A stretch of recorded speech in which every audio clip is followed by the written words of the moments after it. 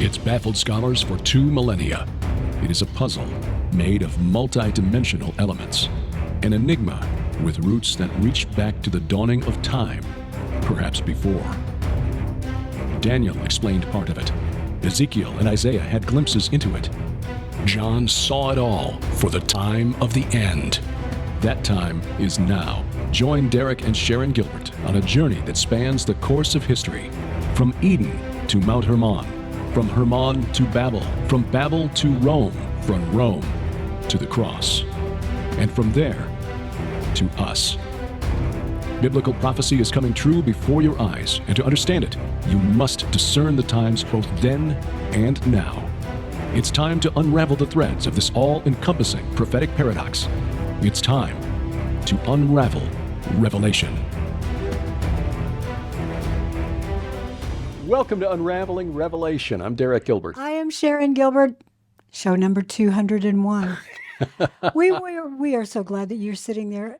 We hope you're enjoying this. We hope you're learning from this, because I have to say, I've learned so much from this study. So have I, and this has really been a blessing. And we find the same thing is true of our weekly Bible study, the Gilbert House Fellowship, which, by the way, you can get along with this weekly program on our app. And we encourage you to download the app, available for smartphones, tablets, Android, iOS, Amazon Kindle Fire even, because all of our content is there, but mainly because we use some of the social media sites out there to try to get the word out, but there may come a day. Yeah, it's like Mars Hill. There may come a day where we get kicked out of their sandbox off of Mars Hill. So if you've got our app available at gilberthouse.org/app, we will not be canceled from our own app. So it is. It's a Christian company that runs it. Right.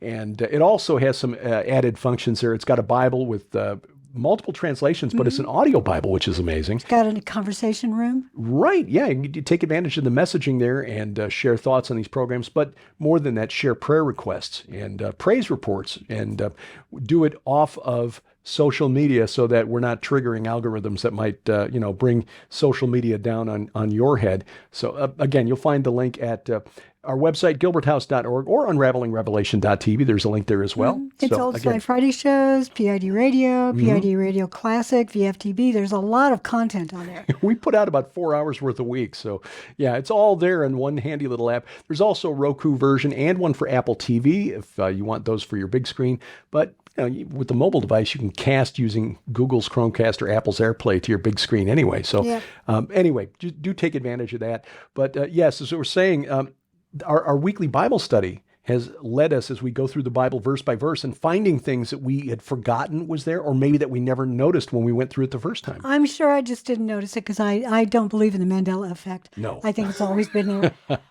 But it does, the Lord is like that. He teaches you in chunks, and then you've learned this. Now you've got the context to go back and see what you missed before.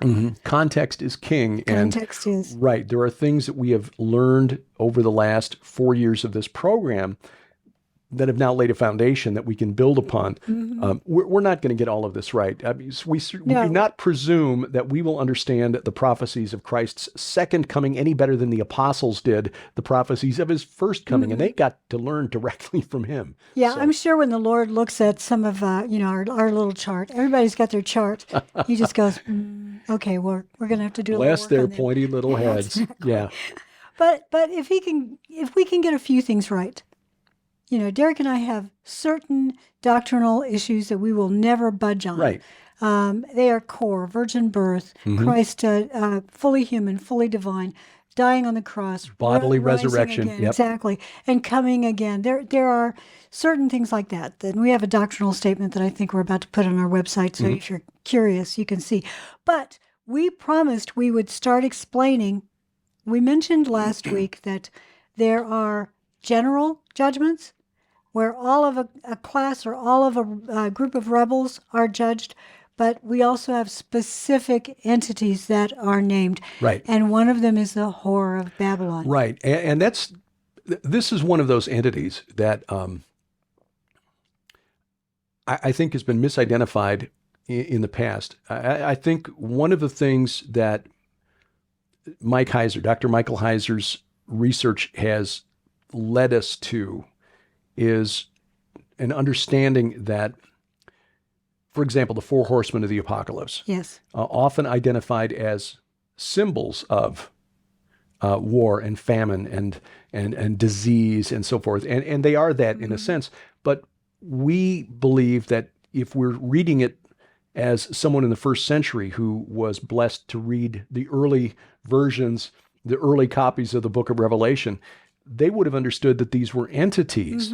And I think that's what was intended by these. So this the churches that received these letters were dealing with entities. Yes.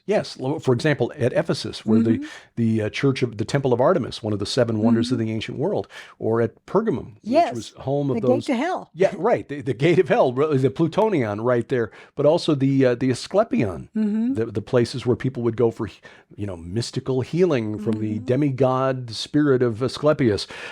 These things were part of their reality, and we've lost that in the modern world. So when we see these things coming out of the abyss in Revelation 9, for example, those locust-like things, our tendency is to naturalize and look for a naturalistic explanation. Oh, those are attack helicopters.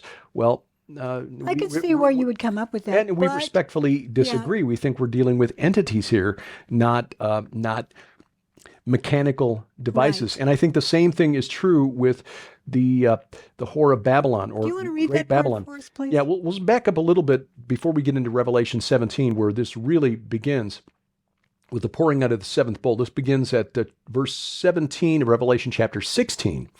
The seventh angel poured out his bowl into the air, and a loud voice came out of the temple from the throne saying, "It is done," echoing what Christ said on the cross.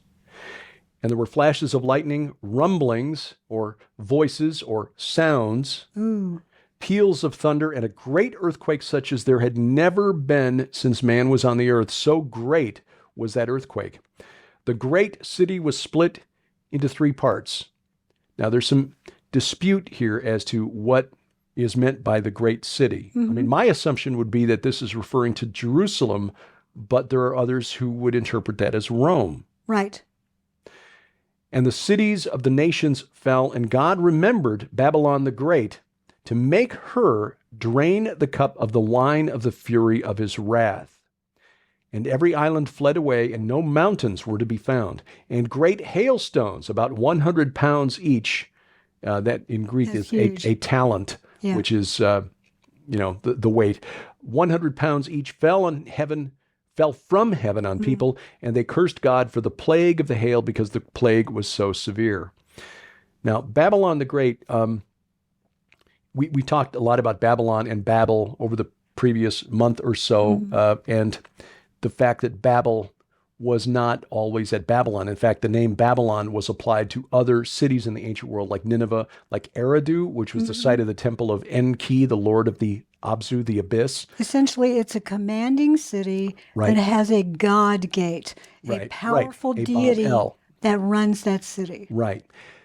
And when we look at Babel, that was, according to most scholars, that was built by Nimrod, who, when you look in the historical record, was, we believe, was the Sumerian king named Enmerkar, who, as with Nimrod in the book of Genesis, his kingdom was based at the city of Uruk.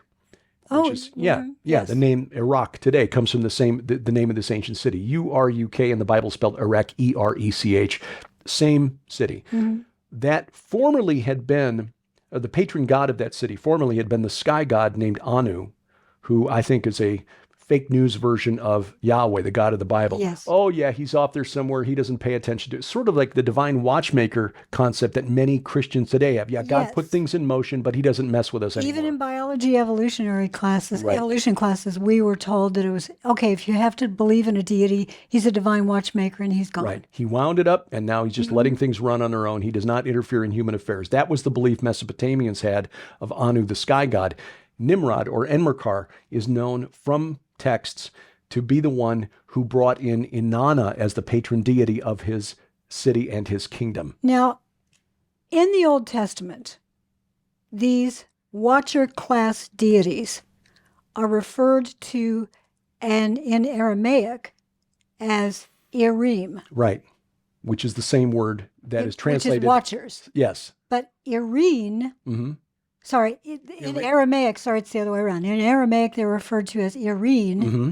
which is watchers. Yep. And the equivalent in Hebrew is Irim, Mm-hmm.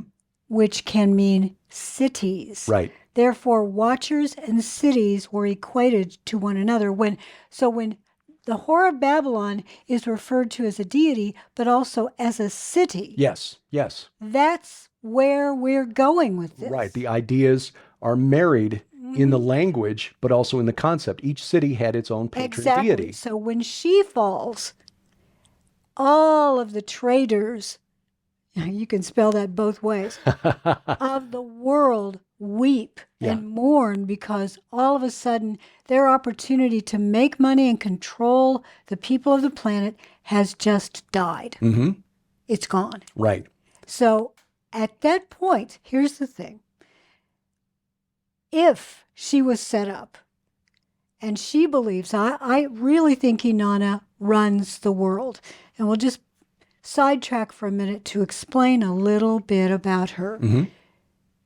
According to all of the poetry and the pageantry, that the rituals that were enacted, these are texts that have only been discovered in the last 50, 60 years, some of them. Mm-hmm. They're relatively recent as far as discovery and translation, but they are very, very old.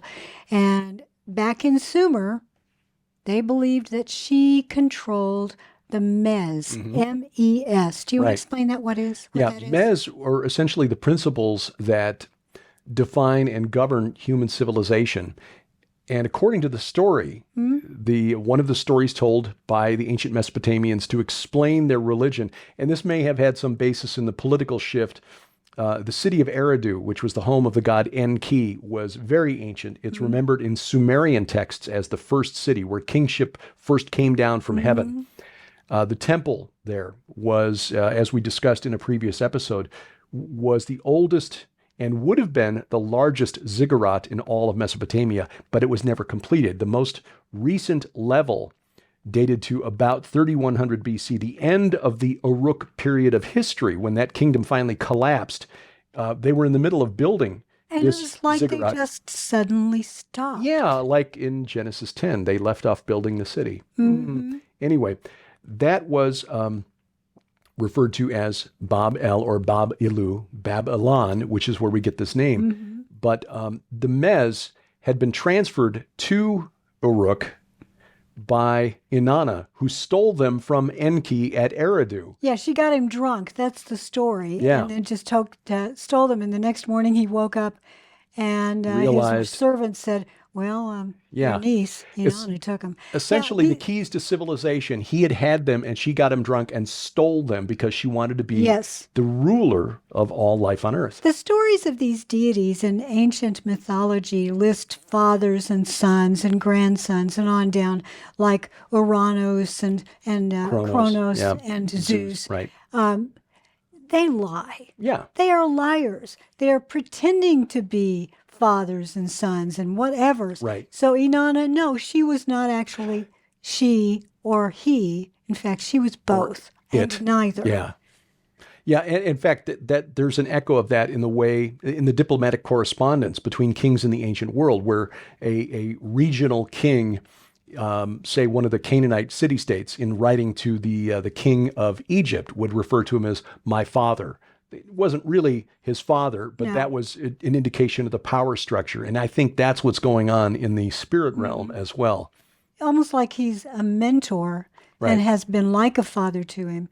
But also, if you claim that you descend from a deity or a great worshipped ancestor, then suddenly you're more important. Divine right to rule, in a sense. Well, that's why Inanna stole the Mes from Enki.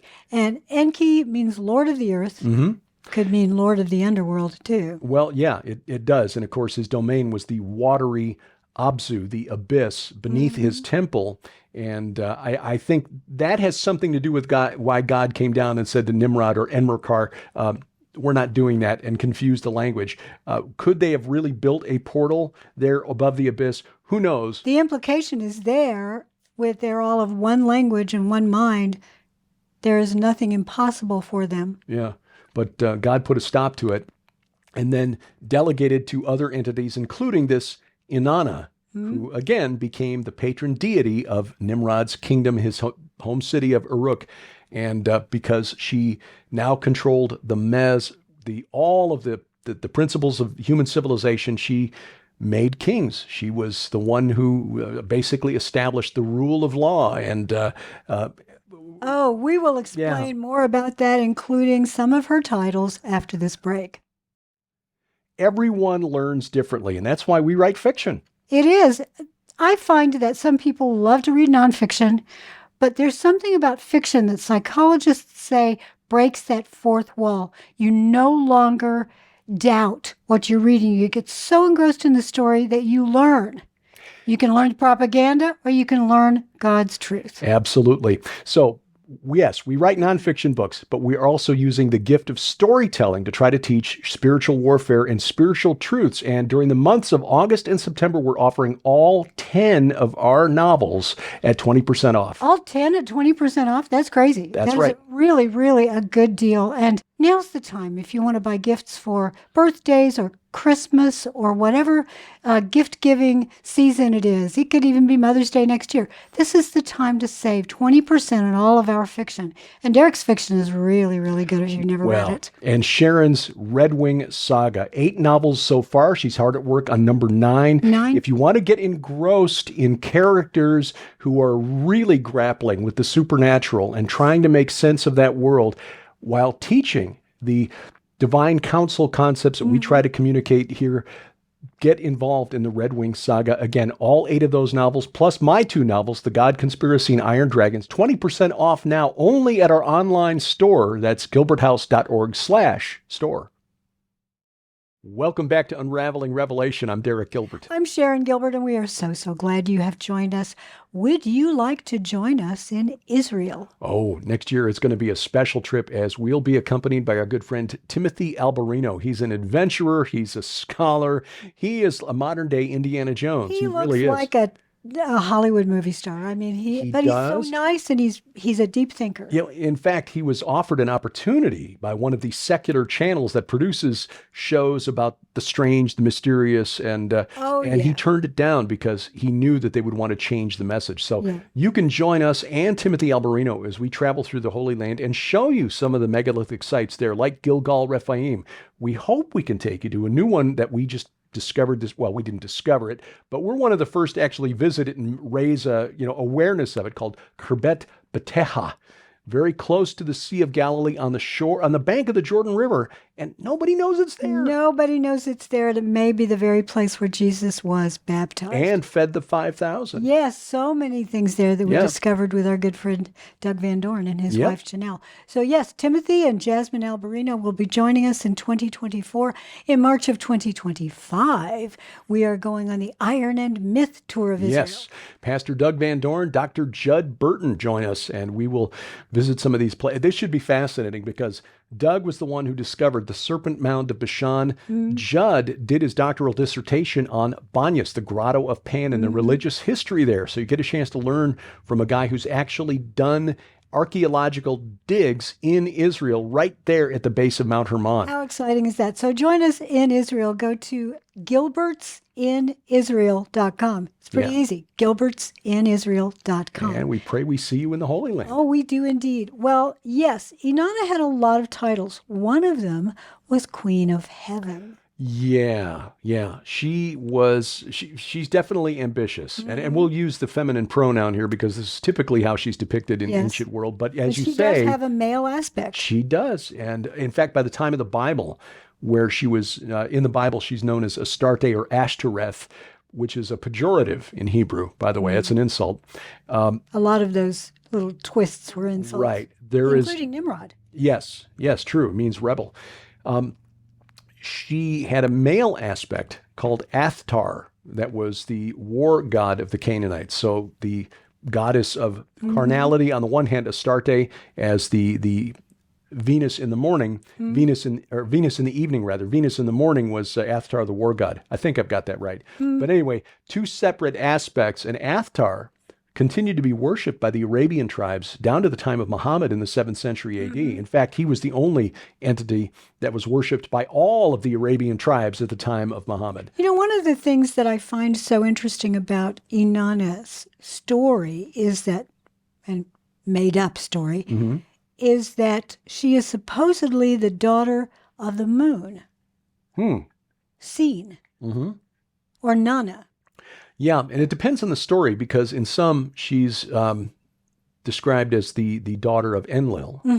But which makes Enki her uncle. Right. Because Enlil and Enki were brothers. supposedly brothers. Again, they're lying. They're giving stories to mankind. Right. So mankind thinks that he's got some sort of order and knows how to worship these entities and which one is greater. And you can bet that there's war going on amongst those entities to see who gets to sit in the top seat. Right. Just as in human politics, one political party may all align against the leader of the other party, but they're all fighting with each other to be the leader of their own party. Which is another interesting thing about Inanna. She wants to control everything. Right. Queen of Heaven. She called herself Queen of Earth because she controlled the Mez and she controlled kingship. She also wanted to be queen of the underworld. Right. There's a story called Inanna's Descent to the Underworld, or Inanna's Descent in I think it's just called short. The Descent, Inanna's Descent, where she went down and tried to trick her sister Ereshkigal, the queen of the Great Below, into giving up her power. Yeah, well, that didn't work out so well for her. The story goes this way. Inanna was married to a shepherd named Demutzi. Also, Tammuz is another way to spell it. Does that sound familiar to you? She was married to this shepherd god, and she decided she wanted to be queen of the underworld. So she said, I'm going to go down and I'm going to mourn with my sister Ereshkigal because her husband has been killed. Yes, the bull of heaven, who she didn't mention had been killed because Inanna had petitioned her grandfather Anu to release the bull of heaven because the Sumerian hero Gilgamesh had refused her advances. So she wanted the bull of heaven to go down and destroy Gilgamesh and his city, and Gilgamesh and his buddy Enkidu killed the bull of heaven. So now Inanna's like, oh, I'm so sorry that this happened to Ereshkigal. I'm here to weep and mourn with you. I feel sick about it. Well, she dressed up, had all of her power and symbols of the rain on earth and heaven, all of these beautiful jewels and clothing, and she started into the gates. In the story, there were seven gates. When Ereshkigal found out what was going on, that Inanna was on her way to visit, she said, fine, let her through the gates, but at each one, open it just tiny enough that she has to remove an item of clothing to get through. Well, by the time she gets through all 7 gates, she has discarded all of her powerful symbols, all of her clothing. So she arrives without anything. Naked and powerless, basically. Naked and powerless. Does that sound familiar? The whore of Babylon will be stripped of her finery. So Inanna gets down there. Yes, desolate and naked. Oh, wow, yeah. Inanna gets down there, is stripped by Ereshkigal's minions, the judges, the Anuna, sorry. Right, which The is another 7 way of judges. saying the Anunnaki. Yes. Right. She gets down there, and Ereshkigal kills her, hangs her on a hook. Fixes her with the stare of death. Yeah, well, so the chief servant to Inanna has been told, if I'm not out in a certain time, then you have to go and find a way to get me out. Yeah. So she does. She goes to Enki. Enki, Right. to Enki, who scrapes some dirt from underneath his fingernails and fashions it into these 2 little demonic sort of gargoyle things. And they go down with special liquids, I think. But anyway, they go down with a special elixir. And he says, Ereshkigal is giving birth. So go down and help her. And whatever she says, echo it, and she'll be your friend. So they do this. She believes them to be her own followers. They've somehow done the rituals correctly. And she says, "You're wonderful. This is great. The pain is gone. I am so appreciative. What can I do for you? Ask anything and you can have it."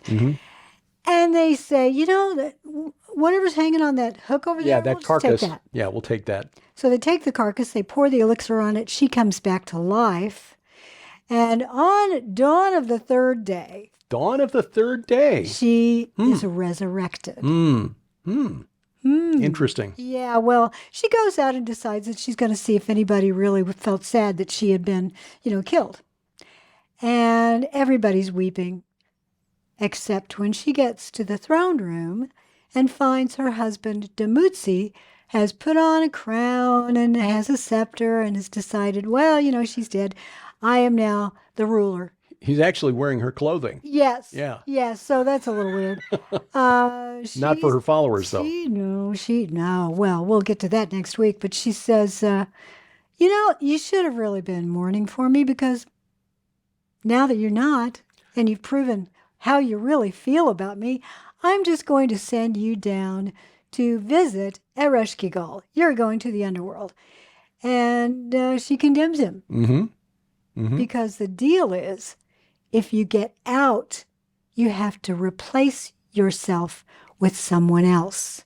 So she's been scouting out, figuring out who she can switch with so she can stay out of the underworld. Yeah.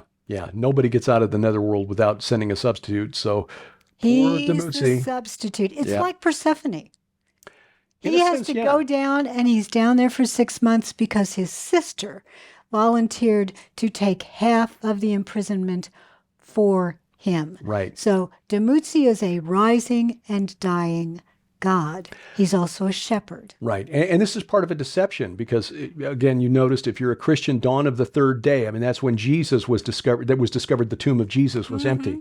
So this is a way of, for some reason, there's something about the dawn of the third day. In fact, there's some rituals, or rather some prohibitions in the Old Testament about eating sacrifices on the third day. Yes. Something to do about that third day. Yep. You have to wait until the fourth day.